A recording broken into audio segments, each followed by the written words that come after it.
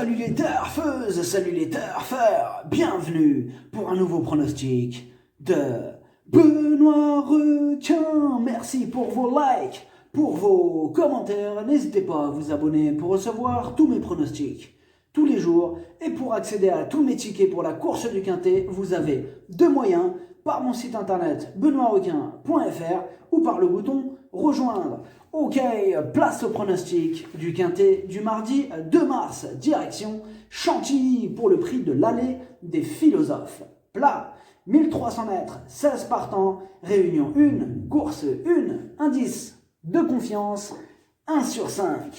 Ce Quintet est ouvert, tout est réuni pour une arrivée plaque d'immatriculation. C'est du plat, de la PSF, une courte distance à jouer avec modération. Cette vidéo, je la tourne avant l'arrivée du Quintet de ce lundi. Je reviendrai dessus demain. Pour les membres de mon site internet benoîtrequin.fr et les membres Yo-Yo, Total, VIP, on va tenter de battre les records des autres mois avec ce mois de mars.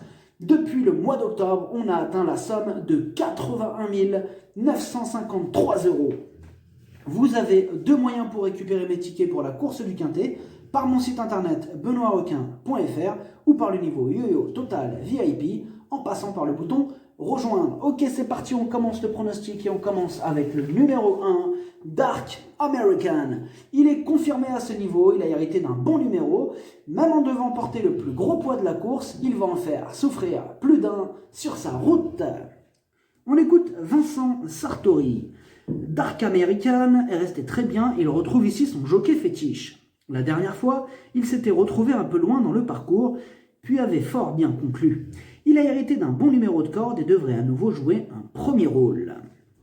Le numéro 2, Backwell Coffee. Du pour et du contre. D'un côté, il est en forme, il vient de remporter sa dernière course qui d'ailleurs était le Quintet de référence, mais de l'autre, il a été pénalisé de 3,5 kg, il a hérité du numéro 16 dans les stalles et il a le défaut de ne pas répéter ses bonnes sorties. Question de feeling. On écoute Maurizio Delcher Sanchez. Backwell Coffee bénéficiait de plusieurs atouts en sa faveur lors de son ultime tentative et en a pleinement profité. De plus, il a pu avoir un bon déroulement de course. Ici, malgré la pénalité, il peut réitérer une bonne performance. Il est resté en pleine forme et peut encore s'illustrer en 42,5 de valeur. Le numéro 3, Rimini, lui aussi, n'a pas été gâté au tirage des numéros. Mais lui aussi est en forme, c'est un habitué des quintets. Attention à lui. On écoute Christophe Ferland. Rimini reste compétitif à ce niveau. Compétitif, mais sans marge. Il lui faudra donc bénéficier d'un parcours fluide et sans encombre, d'autant qu'il est nanti d'un très mauvais numéro de corde.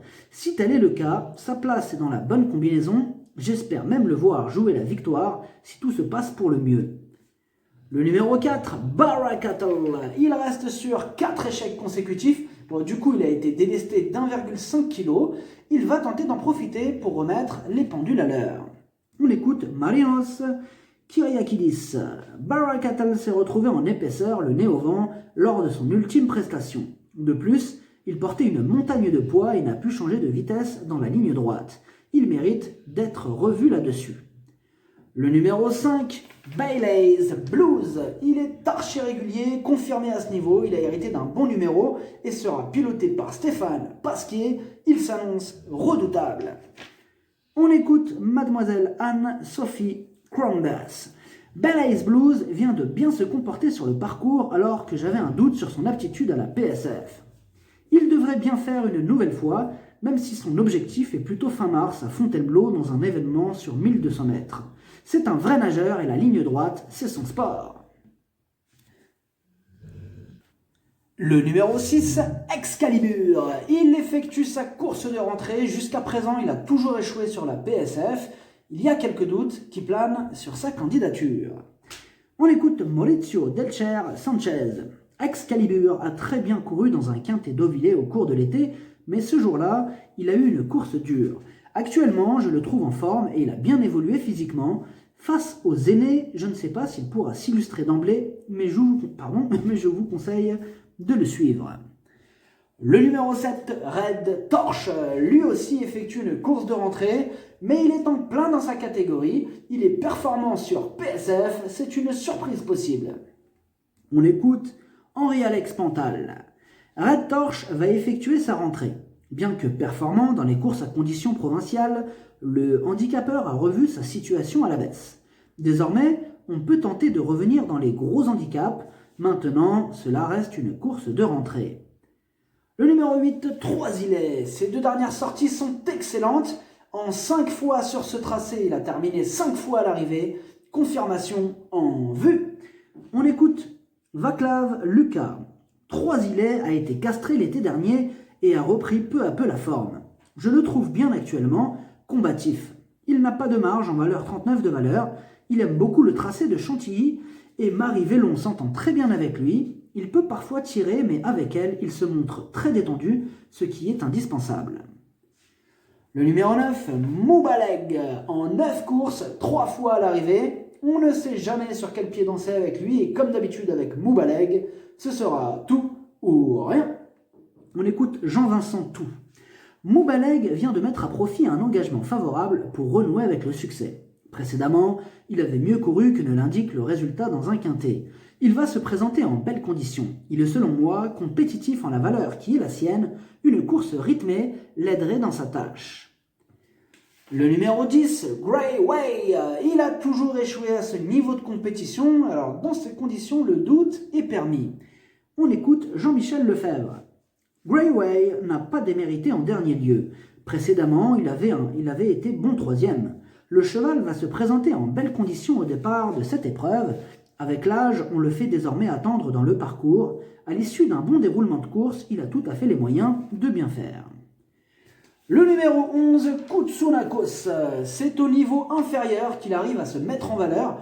Il va devoir sortir le grand jeu pour espérer se mêler à l'emballage final à ce niveau de compétition. Mais c'est du plat et l'on sait que dans cette discipline, tout est possible. On écoute Pierre Bazir. Koutsounakos a imprimé son rythme le jour de sa rentrée sans trop forcer. Il a logiquement calé pour finir. Il devrait accuser de logique progrès là-dessus. Il a toutefois beaucoup de vitesse et cette distance représente le maximum de sa tenue à mon sens. Le numéro 12, Magic Vati. Ses 4 dernières courses sont bonnes, il est en plein dans sa catégorie. Bon là c'est sa dernière course avant de partir en vacances. Il peut frapper un grand coup avant d'aller se reposer, mieux vaut ne pas le sous-estimer. On écoute Stéphane Wattel. Magic Vati a réalisé un beau meeting d'hiver. Le matin, il se montre un peu moins tranchant et va certainement bénéficier d'un break après cette course. J'espère qu'il participera à l'arrivée, mais je suis moins confiant que je ne l'étais lors de ses précédentes tentatives, d'autant qu'il devra composer avec un mauvais numéro. Le numéro 13, Fanny Valentine. Elle vient d'effectuer une superbe rentrée, des progrès sont attendus sur cette sortie, elle a hérité d'un bon numéro, elle a une belle carte à jouer. On écoute Christophe Ferland. Fanny Valentine a crevé l'écran pour finir en dernier lieu. Plus la course est rythmée, plus elle peut fournir de tranchantes fins de course. De plus, il faut que tout se déroule bien dans le parcours et surtout dans la ligne droite. Maintenant, elle est compétitive pour le succès, étant restée en très bonne forme. Le numéro 14, Parigot. Ses 3 dernières sorties sont excellentes, mais c'est vrai que son bilan dans les quintets, il est mitigé. Néanmoins, sur sa forme, une surprise de sa part n'est pas à exclure. Le numéro 15, Art Collection. Sa marge est réduite à ce niveau et la régularité ne fait malheureusement pas partie de ses principales qualités, mais il a maintenant 3 courses dans les jambes et il porte un petit poids, il intéressera les amateurs de champ réduit. On écoute Andrew Holinshed. Art Collection est en belle condition.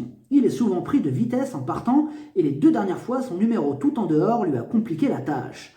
Les chevaux du haut de tableau lui rendent beaucoup de poids. À l'issue d'un déroulement de course favorable, je lui vois une chance pour les places. Le numéro 16, Lightoller. C'est une rentrée et d'après son mentor, il est à court de conditions. Difficile de lui accorder notre confiance dans ces conditions. On écoute François Montfort. Lightoller avait effectué sa rentrée. C'est un cheval assez lymphatique le matin. Il devrait logiquement manquer de conditions. Même s'il a plutôt bien bossé, je le trouve à 70% de ses moyens. En deuxième épreuve, une place aurait été éventuellement possible. En première, cela s'annonce plus compliqué. Le pronostic, ça donne 13, 5, As, 8, 3, 14, 7, 12, cheval de complément le 9, si jamais il y a un autre nom partant et ça peut arriver, le 2. Merci d'avoir suivi cette vidéo, n'hésitez pas à vous abonner pour recevoir tous mes pronostics tous les jours et pour accéder à tous mes tickets pour la course du Quintet, vous pouvez passer par mon site internet benoîtrequin.fr ou par le bouton rejoindre sur le niveau Yo-Yo Total VIP, à jouer avec modération. Bonne chance, chopez-le moi, ciao.